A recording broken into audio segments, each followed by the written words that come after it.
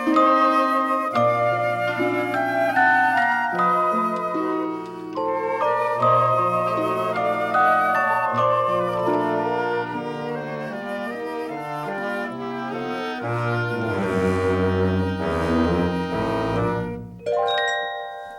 this is B-Dub, and welcome to a new episode of Clearing Out My Head. Now, which generation sleeps the most? The boomers who start nodding off during Jeopardy but get up at 5 a.m., or the Gen Zers who sleep in until 11 a.m. but are up all night on their phones? Well, a new survey has found that 75% of Americans get between 6 and 8 hours of sleep per night.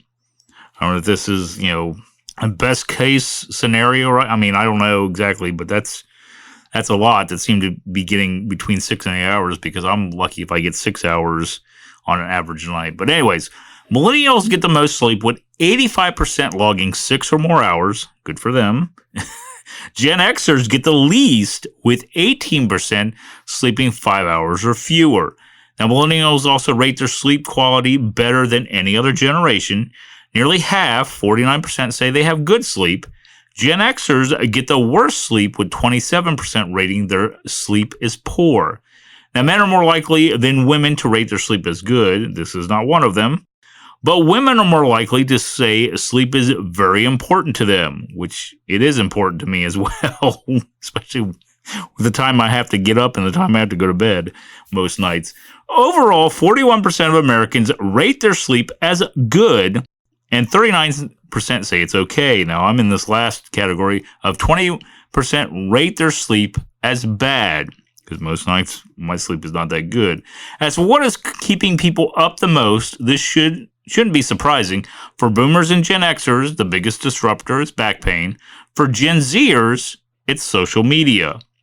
Other health conditions that keep people up include insomnia, anxiety, and sleep apnea. Now, I understand the insomnia and anxiety because I go through that a lot myself. But I also go through, I cannot sleep when it's quiet. Ever since I was young, I had to have something on, either a fan or the radio or the TV or something that I had to have noise in the background, because I cannot have it quiet. If it's quiet, the first little noise I hear, I wake up. Now, it doesn't mean I don't wake up now. And it's actually kind of funny because, with the whole thing of streaming services, I always will put a show on one of the streaming services, and it, will play, but then I know when it stops because I wake up. And I have to sit there and hit play again so I can go back to sleep. But that is the biggest thing with me, is I have to have noise. So that's why I always rate my sleep as poor, because I can never get I think the weekends probably are the best time I get the most sleep, because during the week, when I have to get up at 1:30 in the morning, like I've said before, is the worst.